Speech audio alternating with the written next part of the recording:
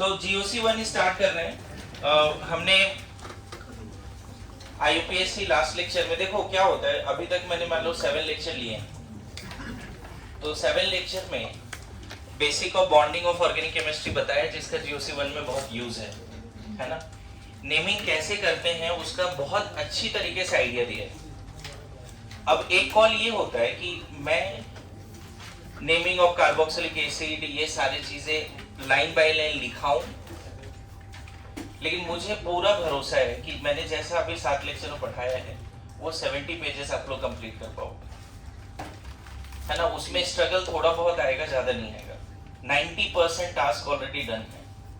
कुछ common name है उसको याद करने पड़ते हैं, उसमें क्या ही ऑप्शन है, लेकिन वो जब 9 को आ रहा है, इसी वजह से 9 को आ रहा है, और मैंने 10 दिन 7 दिन पहले वो PDF दिया है कि आप 10 पेज भी डेली करते हो ईमानदारी से तो हो जाता है ना। उसमें आप कम से कम 100+ एरोमेटिक कंपाउंड्स का भी नाम याद करना, जैसे बेंजीन में OH लगा है तो फेनॉल होता है, इस तरह से आया समझ में। एरोमेटिक नेमिंग भी होता है, वो भी लास्ट में लिखा है मैंने, एरोमेटिक नेमिंग। जैसे एरोमेटिक नेमिंग में मान लो बेंजीन में अगर ये लग गया तो इसका क्या नाम है?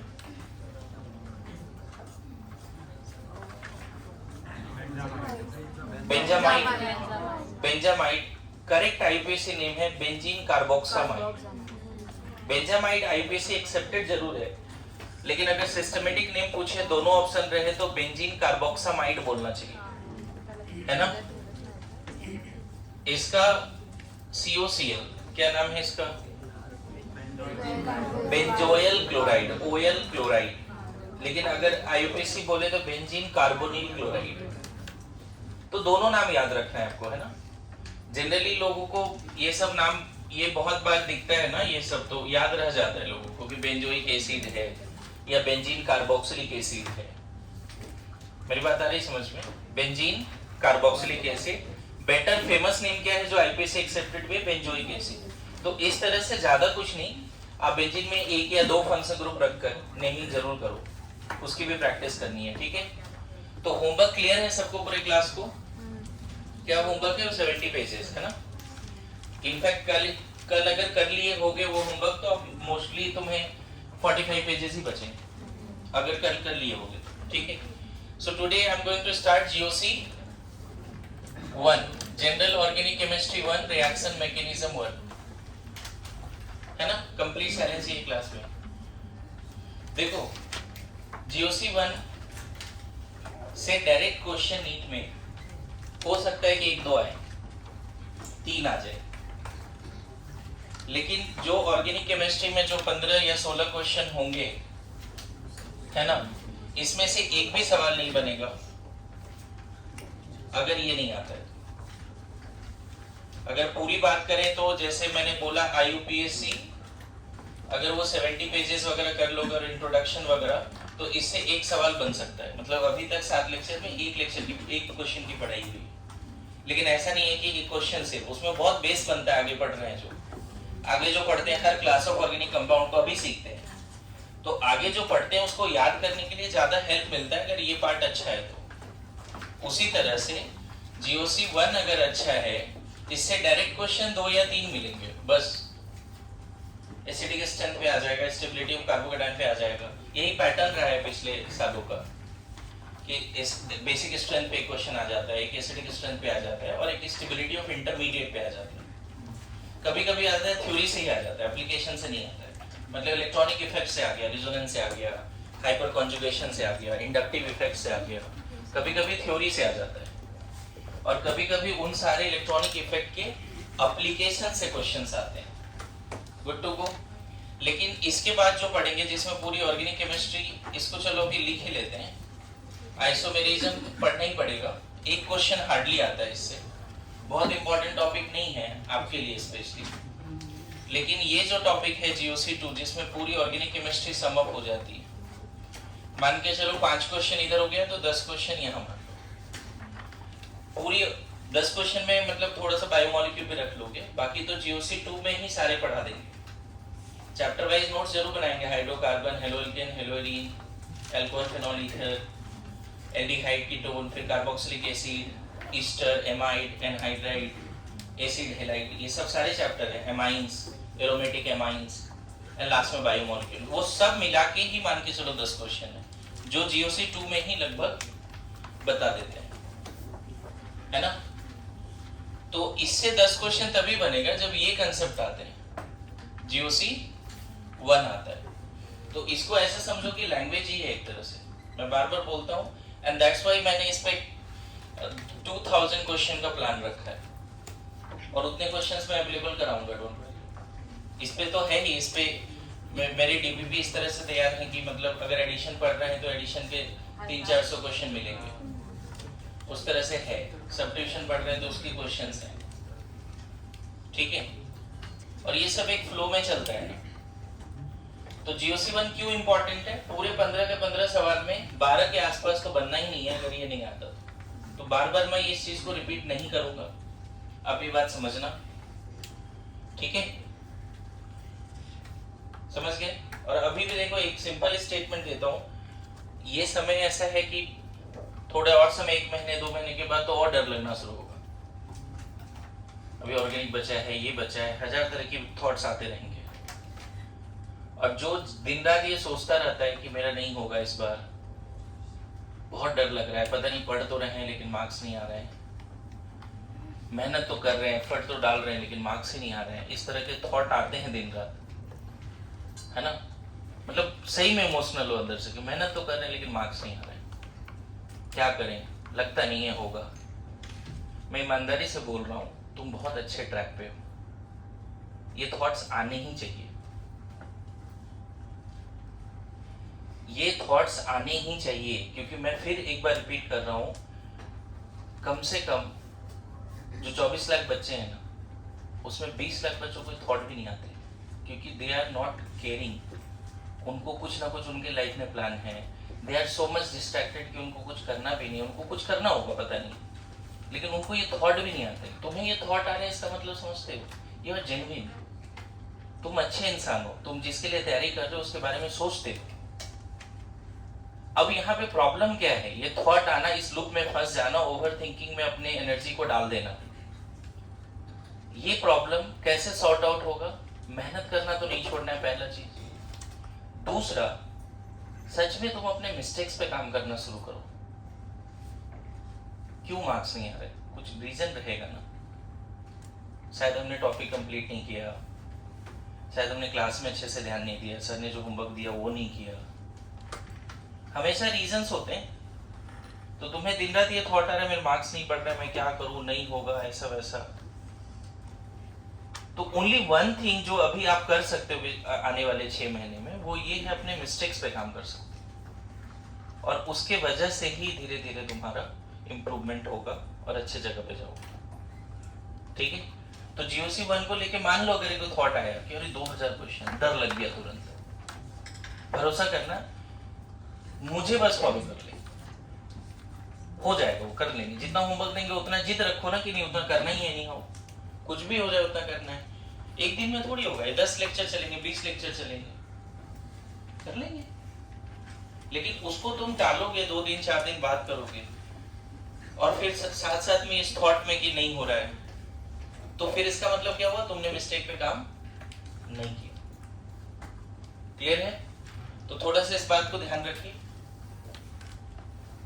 कोई किसी का आजकल नहीं सुन रहा है, मैं बता रहा हूं, तुम लोग को ये 6 महीने सुनने ही पड़ेंगे, ऑप्शन नहीं, ठीक है।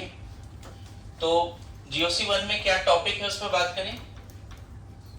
सबसे पहला टॉपिक है जीओसी 1 में, है ना, बॉन्ड ब्रेकिंग।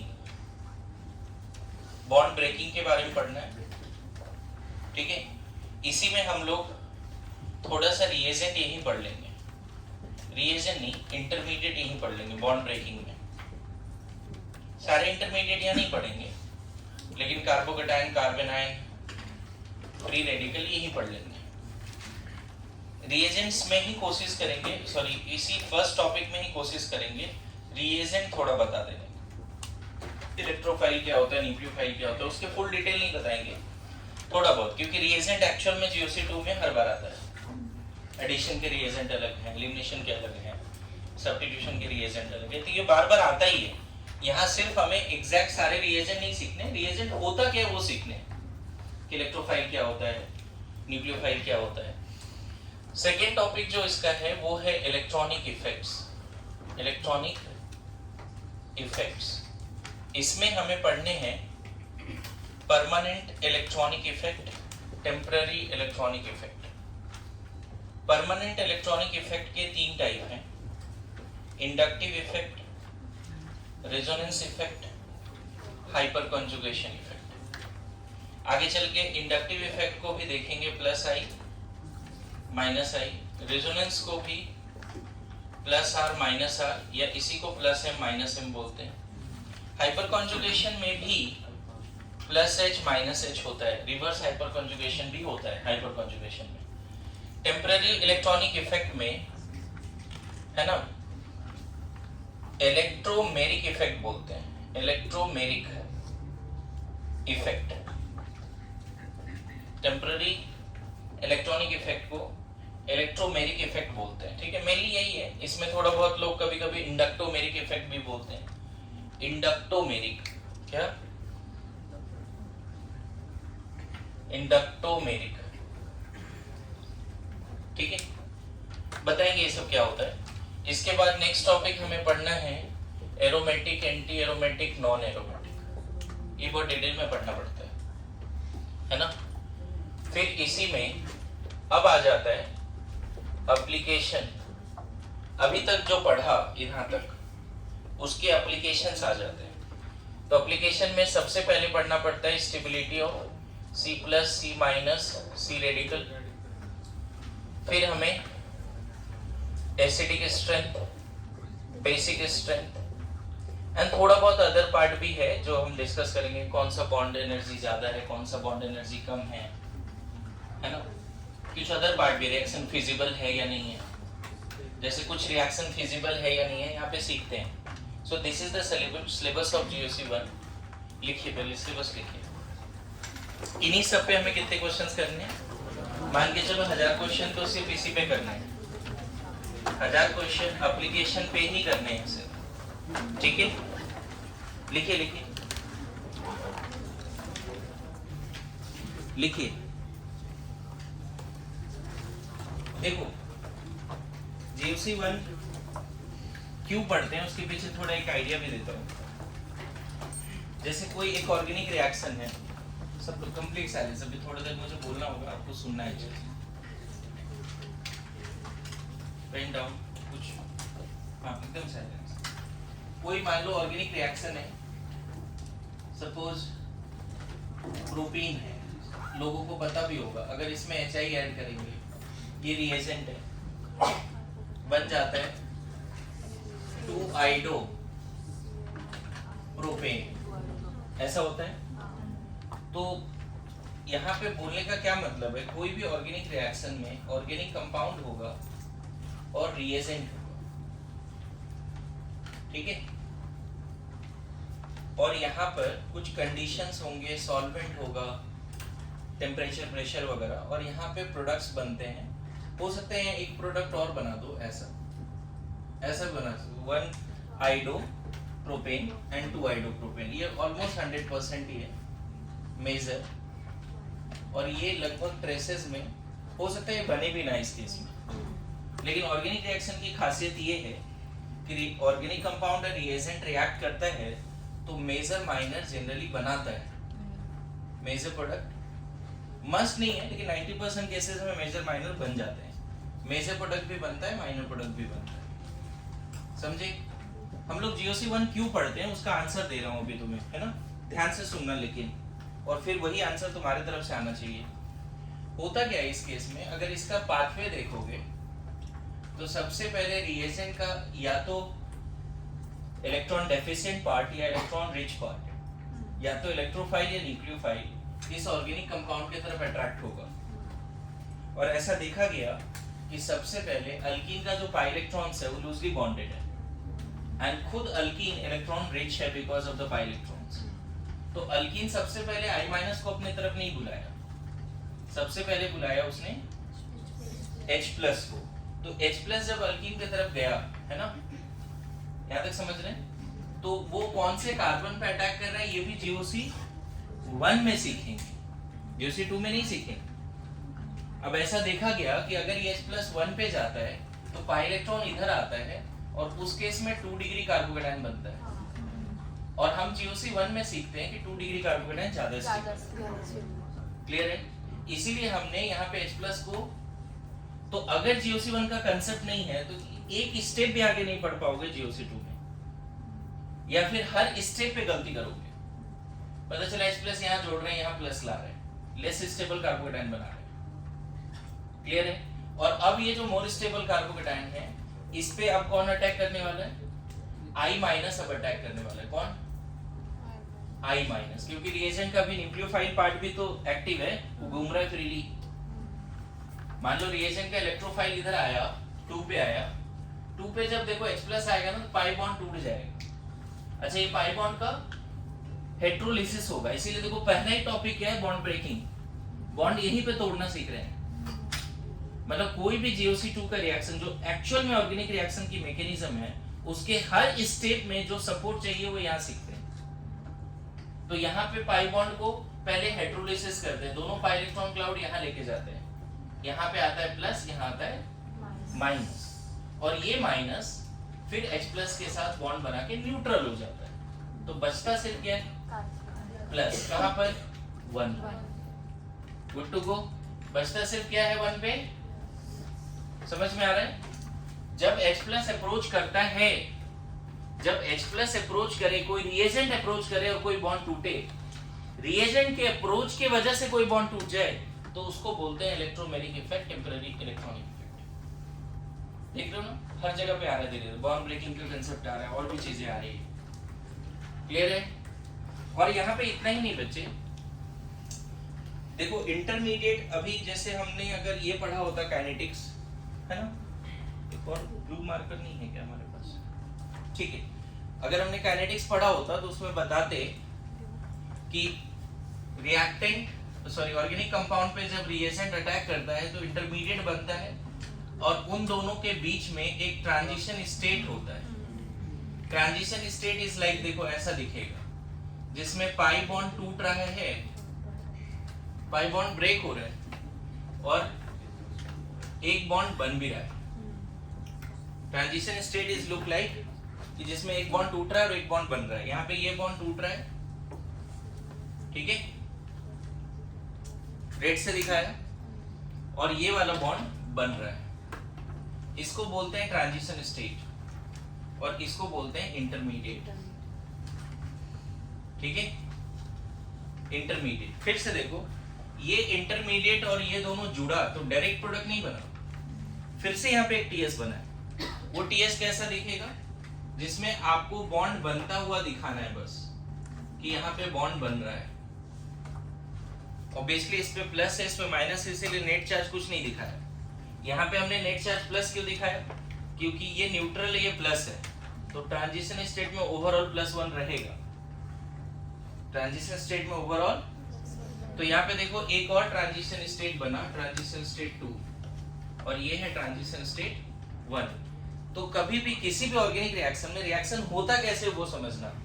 ये ऑर्गेनिक कंपाउंड और रिएजेंट का इलेक्ट्रोफाइल या न्यूक्लियोफाइल कोई एक जुड़ के सबसे पहले ट्रांजिशन स्टेट बनाता है।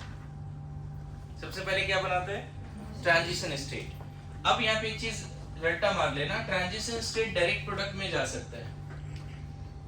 ट्रांजिशन स्टेट डायरेक्ट प्रोडक्ट में जा सकता है, या फिर ट्रांजिशन स्टेट से इंटरमीडिएट 1 बनता है।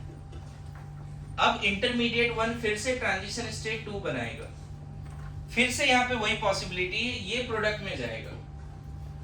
कोई भी ऑर्गेनिक रिएक्शन में ऑर्गेनिक कंपाउंड और रिएजेंट का इलेक्ट्रोफाइल या न्यूक्लियोफाइल जब जुड़ेगा तो पहले बनता है ट्रांजिशन स्टेट, जहां जुड़ रहे होते, कुछ बॉन्ड टूट रहे हैं, कुछ बॉन्ड बन रहे हैं, that is called transition state, that is called activated complex, highly energetic state. तो कुछ बॉन्ड टूट रहे हैं, कुछ बॉन्ड बन रहे हैं, that is called transition state 1। Transition state का एबिलिटी होता है डायरेक्ट प्रोडक्ट में जाने का, या फिर ट्रांजिशन स्टेट पहले इंटरमीडिएट बनाता है, इंटरमीडिएट 1।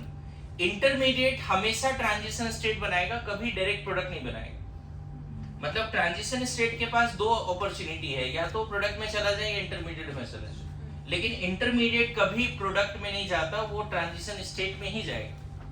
और फिर ये ट्रांजिशन स्टेट के पास दो पॉसिबिलिटी है, कहाँ जाएगा, इंटरमीडिएट 2 में जाएगा। कहाँ जाएगा, या तो ट्रांजिशन स्टेट 2 प्रोडक्ट में चला जाए, या फिर वो कोई और इंटरमीडिएट बना दे। अब फिर से ये क्या बनाएगा, TS3।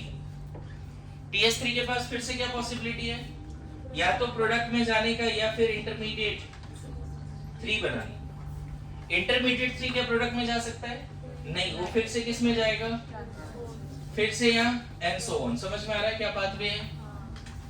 ऑर्गेनिक रिएक्शंस ये डायरेक्ट रिएक्शन है, और ये जो इनडायरेक्ट पाथवे है, step by step detailed analysis of any organic reaction is called there mechanism. Step by step कि पहले क्या हुआ, फिर क्या हुआ, फिर क्या हुआ, कहाँ रीअरेंजमेंट हो गया, step by step detailed analysis of any organic reaction is called its mechanism. Now try to understand कि इस पूरे को समझने के लिए हमें ये समझना पड़ेगा पहला बात कि रिएजेंट का कौन सा पार्ट पहले रिएक्टिव है। बताओ ये वाला पाथवे तुम कब प्रेडिक्ट कर पाओगे, जब तुम एक्सपर्ट होगे कि ऑर्गेनिक कंपाउंड के बारे में आइडिया हो। ऑर्गेनिक कंपाउंड खुद इलेक्ट्रोफाइल है, न्यूक्लियोफाइल है। तुम्हें ऑर्गेनिक कंपाउंड का आइडिया होना चाहिए, अल्कीन को देखने का नजरिया होना चाहिए तुम्हारे पास कि अल्कीन में जो पाई इलेक्ट्रॉन्स हैं उसके वजह से वो रिएक्टिव है, क्योंकि pi bond weaker then sigma bond होता है। अल्कीन को देखने का एक अपना नजरिया होना चाहिए। Aldehyde, ketone, carboxylic acid, alcohol, hello alkane, hello Erin, सब का एक पॉइंट ऑफ व्यू होना चाहिए। तब तुम्हें समझ में आएगा कि अल्कीन एडिशन ही क्यों दे रहा है। अगर वो पॉइंट ऑफ व्यू क्लियर होगा तब समझ में आएगा कि अल्काइल हैलाइड सब्स्टिट्यूशन ही क्यों देता है। अगर वो पॉइंट ऑफ व्यू क्लियर होगा तभी जाके पता चलेगा कि एरोमेटिक कंपाउंड्स इलेक्ट्रोफिलिक सब्स्टिट्यूशन क्यों देते हैं। तो किसी भी ऑर्गेनिक रिएक्शंस के मैकेनिज्म को प्रेडिक्ट करने के लिए जो कंसेप्ट हमें चाहिए वो हम यही सीखते हैं। एक तो मैंने एग्जामिनेशन पॉइंट ऑफ व्यू से इसका इंपॉर्टेंस बताया, दूसरा इंपॉर्टेंस बता रहा हूं कि यहाँ के हर स्टेप में तुम मिस्टेक कर सकते हो अगर इसके कंसेप्ट नहीं आते तो। अब बताओ किसी भी ऑर्गेनिक रिएक्शन में कुछ बॉन्ड टूटते हैं, कुछ बॉन्ड बनते हैं। हाँ, बॉन्ड ब्रेकिंग यहाँ सीखते हैं, यस या नो। अच्छा, रिएजेंट का इलेक्ट्रोफिलिक पार्ट ऑर्गेनिक कंपाउंड की तरफ जाएगा या न्यूक्लियोफिलिक पार्ट ऑर्गेनिक कंपाउंड की तरफ जाएगा पहले स्टेप में। जैसे यहाँ पहले स्टेप में कौन गया, H+ गया। बाद में जाना तो दोनों को है, सिर्फ इलेक्ट्रोफाइल जाएगा तो केटायन बन के रह जाएगा ना। Cation is the not product, neutral substance is the. ये प्रोडक्ट हो सकता है क्या? अगर मान लो सिर्फ H+ गया अल्कीन की तरफ, क्या ये प्रोडक्ट हो सकता है? नहीं, बाद में कोई और भी जाएगा। क्लियर है? बोलो। सो क्या पता होना चाहिए कि ऑर्गेनिक कंपाउंड के बारे में एक पॉइंट ऑफ व्यू होना चाहिए, रिएजेंट के बारे में एक पॉइंट ऑफ व्यू होना चाहिए। मान लो दोनों के बारे में पॉइंट ऑफ व्यू हो गया, तब तुम्हें यह भी पता होना चाहिए कि रिएजेंट का कौन सा पार्ट ऑर्गेनिक कंपाउंड की तरफ जा रहा है, ऑर्गेनिक कंपाउंड का कौन सा बॉन्ड टूट रहा है, बॉन्ड टूटने से क्या ट्रांजिशन स्टेट बन रहा है, क्या इंटरमीडिएट बन रहा है, ये सब आइडिया होना चाहिए। और जब वो हुआ तो फिर कौन सा पार्ट जाएगा, कहां जाएगा, वेदर रीअरेंजमेंट इज देयर और नॉट। अब एक सिंपल कंसेप्ट यहाँ पे, इफ रिएजेंट का इलेक्ट्रोफिलिक पार्ट रिएक्टिव है, if the electrophilic part of reagent is reactive, then it will go to the organic compound, it will go to all the atoms of the organic compound and will attack on which atom? बताओ, अगर इसका electrophilic part reactive है, ध्यान से answer करो मैं क्या बोल रहा हूं। अगर इसका इलेक्ट्रोफिलिक पार्ट रिएक्टिव है तो ऑर्गेनिक कंपाउंड के हर कार्बन पे सर्च करके कौन से कार्बन पे जाएगा वो, जहां इलेक्ट्रॉन रिच होगा। यस और नो? ऑर्गेनिक कंपाउंड में कौन सा कार्बन इलेक्ट्रॉन रिच है ये कैसे पता चलेगा? तरीके से ये तभी पता चलेगा बच्चे जब ये पार्ट आता है। अगर ये पार्ट नहीं आता है ना, भूल जाओ, इलेक्ट्रोफाइल ढूंढ लोगे क्योंकि उसको ढूंढना कोई बड़ी बात नहीं है। H+ इलेक्ट्रोफाइल होता है, समझ में आता है। HCl में क्या ही ढूंढना है, कौन इलेक्ट्रोफाइल है कौन न्यूक्लियोफाइल है। HCl में पता है कि H+ इलेक्ट्रोफाइल है, और ऑर्गेनिक कंपाउंड में बहुत सारे कार्बन होते हैं, बहुत सारे ग्रुप्स भी होते हैं। ऑर्गेनिक कंपाउंड में ढूंढना डिफिकल्ट है कि कहां कौन इलेक्ट्रॉन रिच है कौन electron deficient. So the relative electron densities on the organic compound, on the different carbon of the organic compound, can only be predicted if you have very strong concept of resonance, hyperconjugation, inductive. जिसके concept नहीं है ना बच्चे, reagent पता भी चल जाएगा कि इलेक्ट्रोफाइल है, बट उसको कहां पे जोड़ना है ऑर्गेनिक कंपाउंड के, कौन से कार्बन पे जोड़ना है, ये पता नहीं चलेगा। मेरी बात आ रही है समझ में? मैं देखो हर बार यही कोशिश कर रहा हूं समझाने का कि what is the importance of this topic. Bond breaking का अपना इंपॉर्टेंस है, इंटरमीडिएट का अपना इंपॉर्टेंस है, रिएजेंट का अपना इंपॉर्टेंस है। इसका इंपॉर्टेंस क्या है? अगर आप आज के बाद बोले कि हम इलेक्ट्रॉनिक इफेक्ट पढ़ते क्यों, तो आपका क्लियर कट आंसर जो मेरी फीलिंग है इस टॉपिक को लेके, वो मेरा ये फीलिंग है कि ये पढ़ लें तो हमारे पास पावर आ जाता है कि हम बता पाते हैं कि ऑर्गेनिक कंपाउंड में कौन कौन सा कार्बन इलेक्ट्रॉन रिच है और कौन कौन सा कार्बन इलेक्ट्रॉन डेफिशिएंट है। मेरी बात आ रही समझ में क्या बोल रहा हूँ? और जैसे ही मान लो यहाँ पता चल गया कि इलेक्ट्रोफिलिक पार्ट ज्यादा रिएक्टिव है और तुम्हारा इलेक्ट्रॉनिक इफेक्ट बहुत स्ट्रॉन्ग है, रेजोनेंस बहुत अच्छे से आता है तुम्हें, तो तुम ऑर्गेनिक कंपाउंड में ढूंढ लोगे कि कौन सा कार्बन इलेक्ट्रॉन रिच है, फिर वहां पे बॉन्ड बनाएंगे, कुछ बॉन्ड तोड़ेंगे। जो कार्बन इलेक्ट्रॉन रिच है उसका रिश्ता पहले तोड़ना पड़ेगा किसी से, फिर जाके वो रिएजेंट उससे जुड़ेगा, क्योंकि पहले से कार्बन तो 4 बॉन्ड बना रखा है ना। तुमको अगर पता चल गया कि कोई कार्बन इलेक्ट्रॉन रिच है तो उसी के साथ डायरेक्टली उसी पोजीशन में नहीं जोड़ सकते, आपको उसका एक बॉन्ड तोड़ना पड़ेगा। समझ में आया? फिर इंटरमीडिएट या टीएस बनेगा, फिर वहां रीअरेंजमेंट का कांसेप्ट है, एंड देन फिर न्यूक्लियोफाइल जुड़ता है। इस तरह की बहुत सारी बातें। बोलो। तो ऑर्गेनिक कंपाउंड को ना यहाँ पे सबस्ट्रेट भी बोलते हैं। ऑर्गेनिक कंपाउंड, हर ऑर्गेनिक कंपाउंड का पॉइंट ऑफ व्यू बच्चे अभी नहीं बनेगा, वो रियल में GOC2 में बनेगा कि अल्कीन एडिशन देता है। अभी मैं पूरा कोशिश रहेगा अभी इन सब पे बात करें, ठीक है? लिखिए, पहले लिख लो फिर ये बात लिखना। Substrates are the organic compound. Substrates are the organic compound.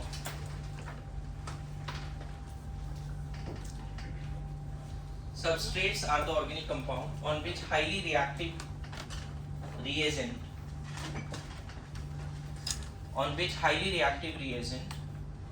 will attack. Substrates are the organic compound on which highly reactive reagent will attack. ठीक है? Substrate can be any class of organic compound. जो 13 पढ़ा है ना, वो सब में से कुछ भी हो सकता है। Substrate कार्बोक्सिलिक एसिड हो सकता है, ईस्टर हो सकता है, एमाइड हो सकता है। समझ में आ रहा है? लिख ही दिया ना, those are organic compounds. Next लिखो, reagents are highly reactive, highly energetic, highly unstable species. Reagents are highly reactive, highly unstable, highly energetic species. Reagents are highly unstable, highly reactive, highly energetic species.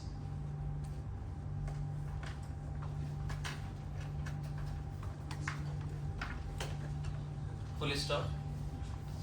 Bracket में लिख लो, it will attack on the organic compound, ऐसे लिख सकते हैं, it will attack on the organic compound. Okay, now there are two types of reagent: electron deficient and electron rich. Electron deficient is also known as electrophile. फटाफट लिखो जल्दी, सब आता है आपको, बस नोट्स कंप्लीट करना चाहिए ताकि आइडिया रहे जो लोग 0 से स्टार्ट कर रहे हैं, है ना?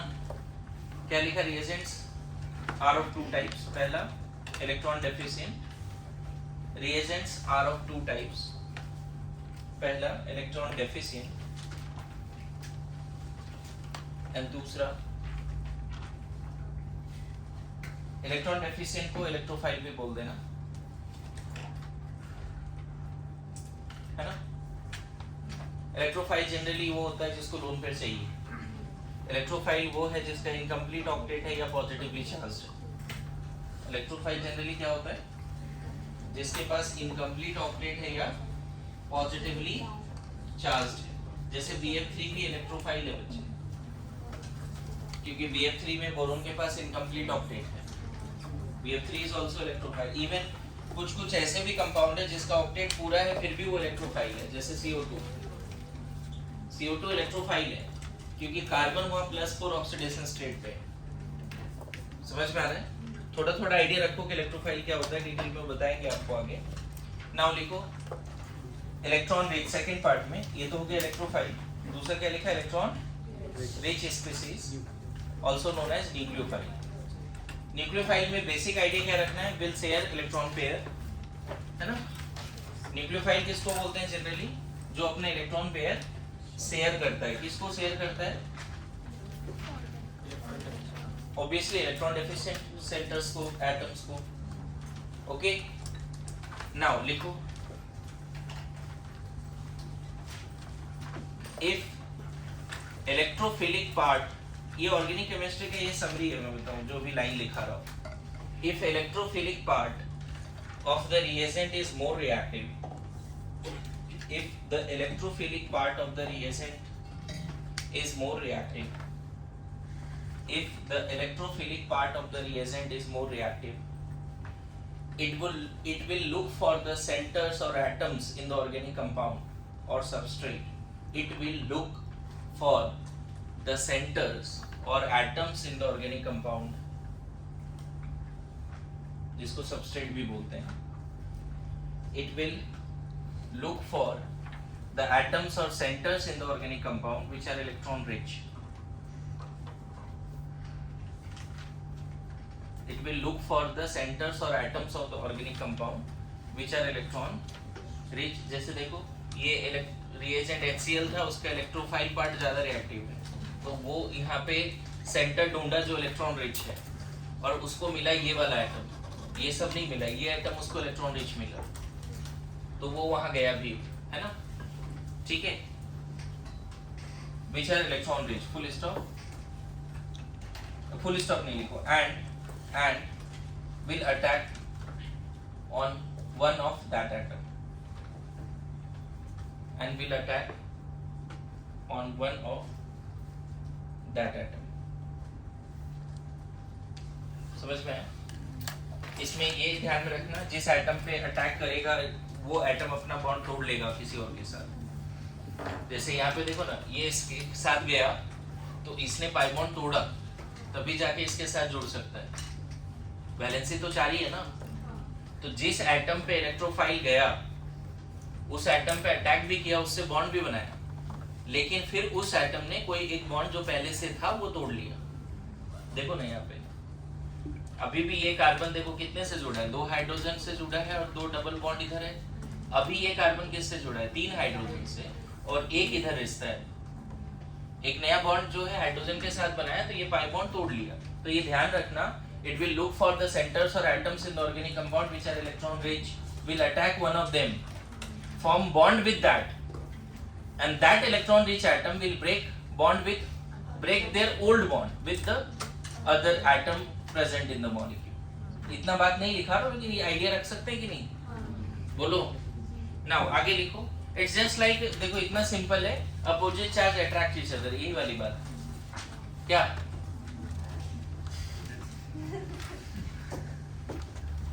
क्या जी? इसी में कंफ्यूजन होता है, अपोजिट चार्ज अट्रैक्ट में ही कंफ्यूजन हो जाता है, मैं बताऊं, है ना। खैर आगे बढ़ते हैं। हाँ लिखो, if nucleophilic part of the reagent is more reactive. Next point, if nucleophilic part of the reagent, if nucleophilic part of the reagent, if nucleophilic part of the reagent is more reactive,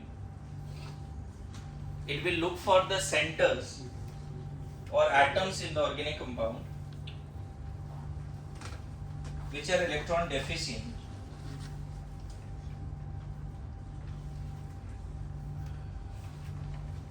if nucleophilic part of the reagent is more reactive, it will look for the centers or atoms in the organic compound which are electron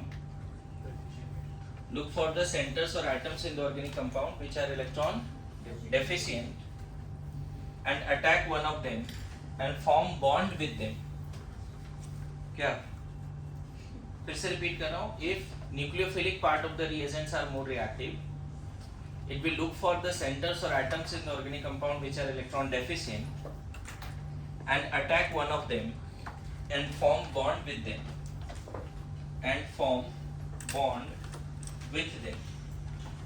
ठीक है,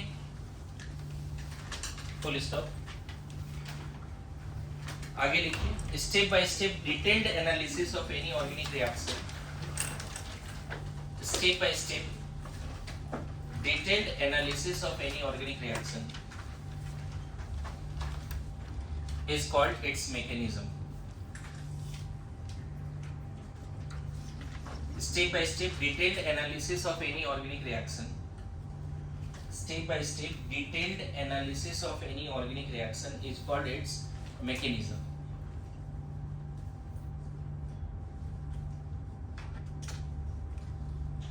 Full stop. To understand the mechanism of any organic reaction,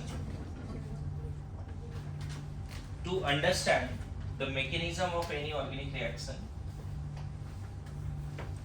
to understand the mechanism of any organic reaction, to understand the mechanism of any organic reaction, we must have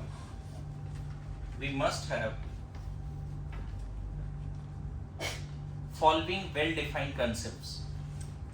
We must have following well-defined concepts. इसमें पहला आता है bond breaking. पूरा syllabus ही यही आ जाता है अभी में. बॉन्ड ब्रेकिंग है ना. रिएजेंट एंड ट्रांजिशन स्टेट यहाँ दोनों लिख सकते हैं. We must have following well-defined concepts. Bracket में लिख लो, all concepts together known as GOC1. All concepts. अब फॉलोइंग वेल डिफाइंड कंसेप्ट्स में सबसे पहले बॉन्ड ब्रेकिंग डालेंगे, उसको पढ़ लेंगे क्योंकि पूरा तो लिख ही रखा ना यहाँ पे. ठीक है, we must have following well defined concepts. Bracket में क्या लिखा, all concepts together known as reaction mechanism 1 और GOC1. मेरी बात आ रही है समझ में सबको? आपको फिर मैं बोलूं, टीएस इंटरमीडिएट इन सब का भी आइडिया चाहिए, रिएजेंट का आइडिया चाहिए, कौन सा बॉन्ड टूट रहा है वो सब का आइडिया चाहिए. लेकिन फिर से मैं देखता हूँ क्लास कितने लोग समझ पाए. रितेश, इसका क्या यूज है फिर से बताओ. इलेक्ट्रॉनिक इफेक्ट्स का. वाई इलेक्ट्रॉनिक इफेक्ट्स, हम क्यों पढ़ते हैं इलेक्ट्रॉनिक इफेक्ट्स? पढ़ाया नहीं है लेकिन रीजन बताना है अभी.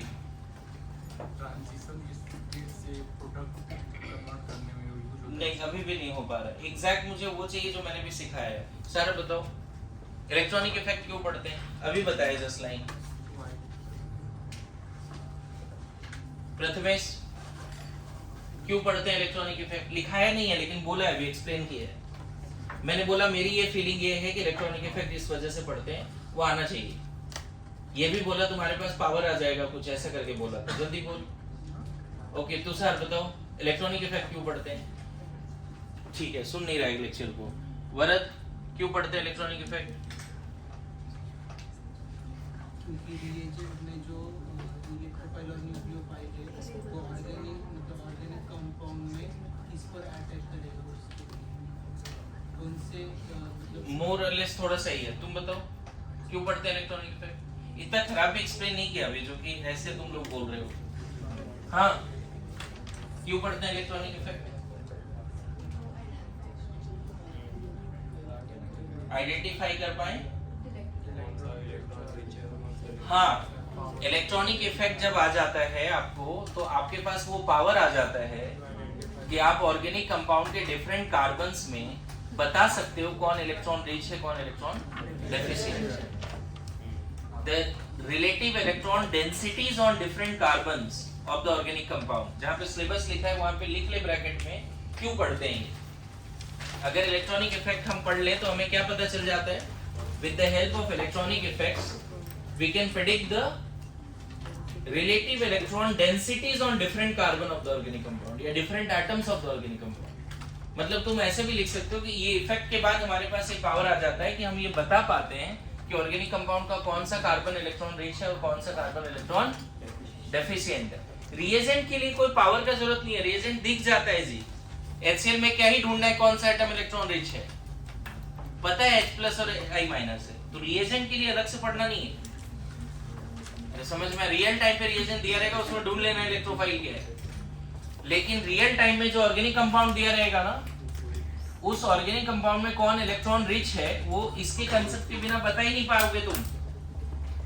आ रहा है समझ में? बोलिए।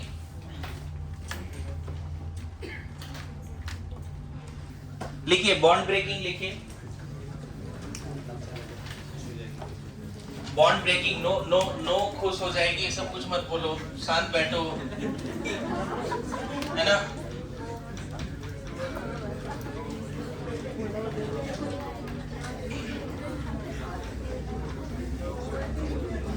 लिखिए bond breaking is of two types. पहला heterolysis, heterolysis bond breaking, heterolytic भी लिख सकते हो, हेट्रोलिटिक, हेट्रोलिटिक बॉन्ड ब्रेकिंग। देखिए बड़ा सिंपल है ये, ए और बी के बीच में मान लेते हैं बॉन्ड है, दो ही केस ले सकते हो, ए प्लस बी माइनस, ए माइनस बी प्लस, ऐसा। दोनों बॉन्डेड पेयर ऑफ इलेक्ट्रॉन किसी एक एटम की तरफ शिफ्ट हो जाए। देखो यहाँ पे ना एक एटम नो डाउट एक इलेक्ट्रॉन बी का है और एक इलेक्ट्रॉन ए का है, लेकिन दोनों इलेक्ट्रॉन बी पे शिफ्ट हो गया। देखो ऐसा है, बी ने एक एक्स्ट्रा इलेक्ट्रॉन ले रखा है, इसीलिए उसमें -1, और यहाँ पे हम दो इलेक्ट्रॉन तो दिखा रहे हैं, दोनों इलेक्ट्रॉन इधर शिफ्ट कर रहे हैं, तो इस केस में ए पे भी -1 आएगा, क्योंकि ए ने एक इलेक्ट्रॉन एक्स्ट्रा ले रखा है बी का। अब ये देखा गया कि जनरली इस तरह का बॉन्ड ब्रेकिंग पीरियोडिक टेबल में पढ़ा है, बी की इलेक्ट्रोनेगेटिविटी ज्यादा होगी तब होगा, और ऐसी बॉन्ड ब्रेकिंग ए की इलेक्ट्रोनेगेटिविटी ज्यादा हो गया तब होगा। मतलब अगर पोलर कोवेलेंट बॉन्ड है, पोलर कोवेलेंट बॉन्ड है, या ऑलमोस्ट आयनिक है, ऑलमोस्ट आयनिक बॉन्ड है, या 100% आयनिक बॉन्ड है, तब तो हेट्रोलिसिस ही होगा, हेट्रोलिटिक बॉन्ड ब्रेकिंग ही होगा। HCl का बॉन्ड ऑलमोस्ट 100% आयनिक है, कोवेलेंट बोलते हैं, लेकिन 100% आयनाइज होता है ना एक्वस मीडियम में। तो more is the electronegativity difference between the bonded atom, more is the chances of their heterolysis. अभी कंडीशन फॉर हेट्रोलिसिस भी हम यहाँ पे बताने वाले हैं। ये पार्ट लिखना था सबको, है ना, लिखा था।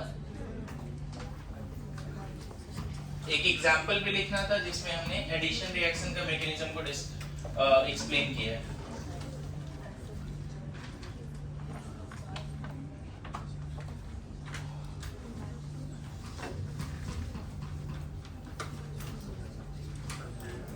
फिर से मैं क्वेश्चन पूछने वाला हूँ सेम लोगों से, है ना।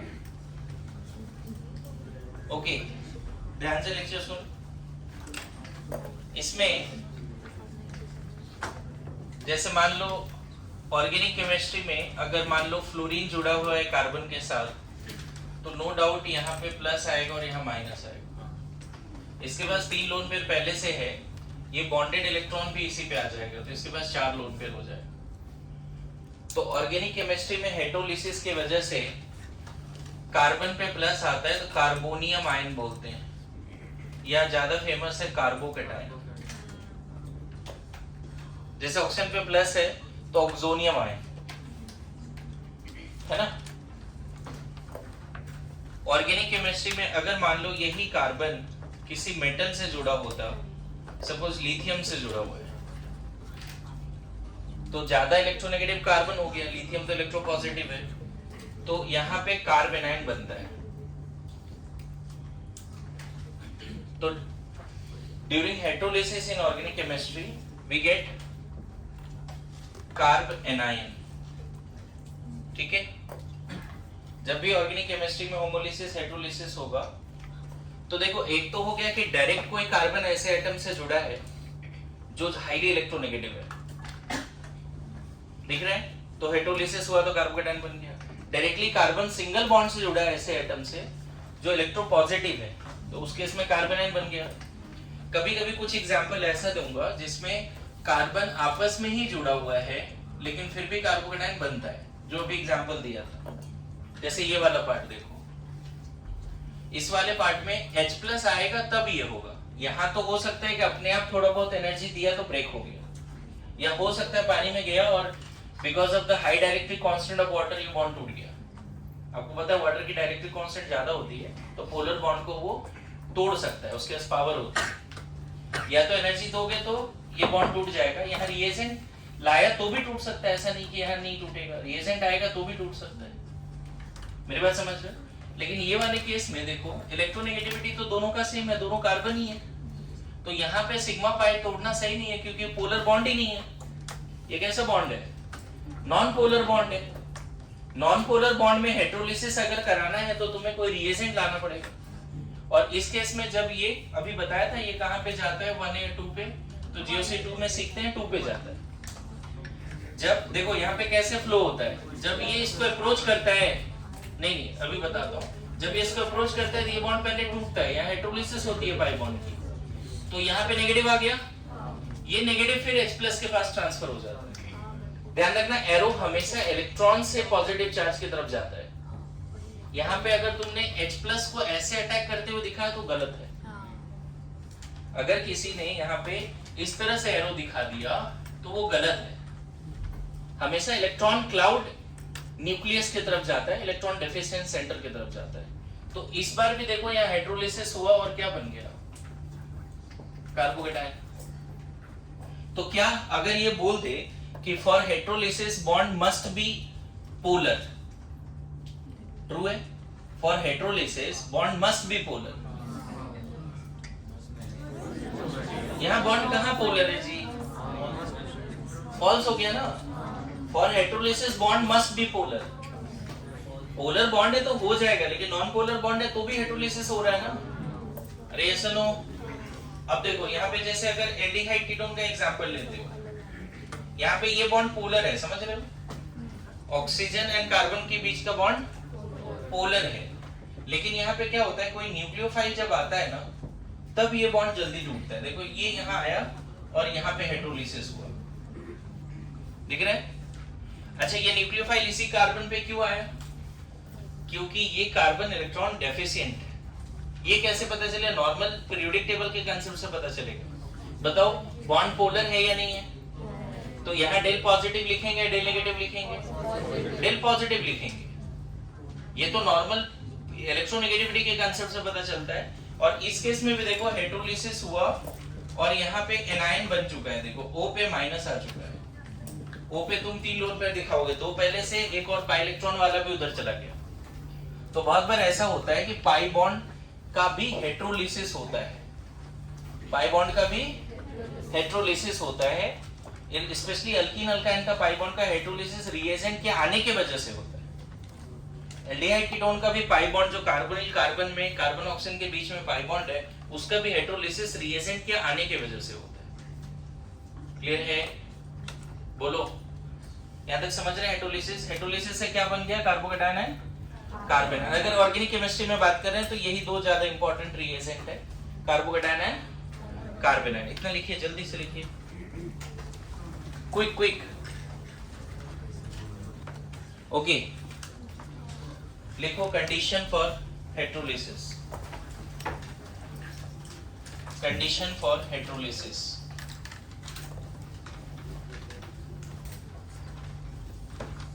तो सबसे पहला कंडीशन में लिख लो,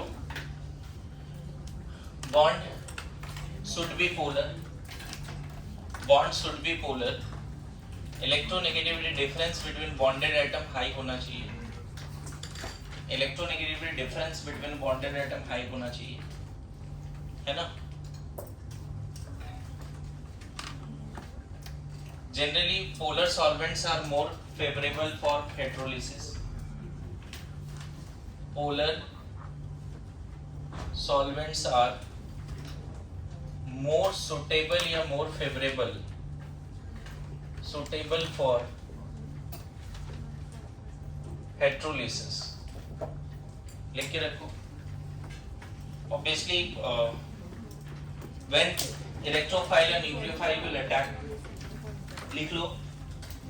When electrophile or nucleophile will attack on the organic compound. मतलब negatively charged or positively charged reagent. When negatively charged or positively charged reagent attacks on the organic compound. जैसे आपने देखा प्रोपीन में H+ गया तो carbocation बना, aldehyde ketone में nucleophile गया तो OP- आ गया. कार्बोकेटाइन नहीं बना लेकिन एनायन तो बना ना. बोलो, कंडीशन समझ में आ रहा है? पोलर सॉल्वेंट जनरली जो गैस फेज है या नॉन पोलर सॉल्वेंट है उसमें हेटेरोलिसिस हो सकता है बट लेस फेवरेबल है. अगर चाहो तो तुम यहाँ पे लिख सकते हो इन गैस फेज और in non polar solvent heterolysis is possible but less favourable. ये नहीं बोलना कि पोलर सॉल्वेंट में ही होता है, ऐसा नहीं बोलना होता है. पोलर सॉल्वेंट में ज्यादा फेवरेबल है, नॉन पोलर सॉल्वेंट में लेस फेवरेबल है. लेकिन हेटेरोलिसिस नॉन पोलर सॉल्वेंट में भी हो सकता है, गैस फेज में भी हो सकता है heterolysis. Good to go. Heterolysis are less favourable in gas phase और इन नॉन पोलर सॉल्वेंट्स. लिखा? बोलिए. नाउ क्विक लिखो होमोलिसिस. जल्दी लिखिए.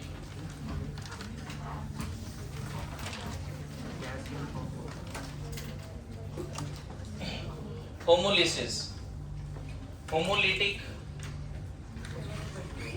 होमोलिटिक बॉन्ड क्लीवेज लिखो. साइलेंस.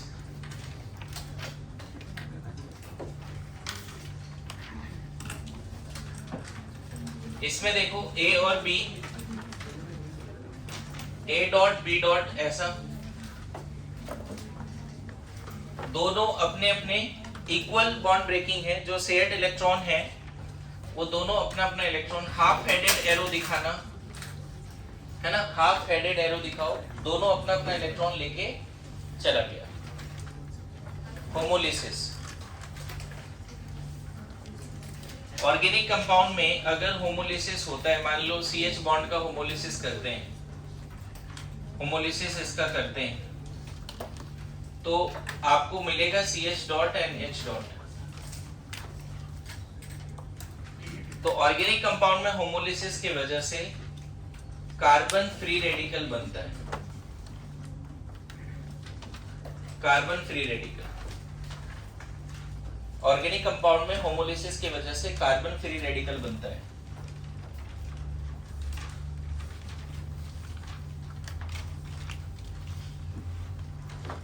क्विकली लिखो कंडीशन फॉर होमोलिसिस.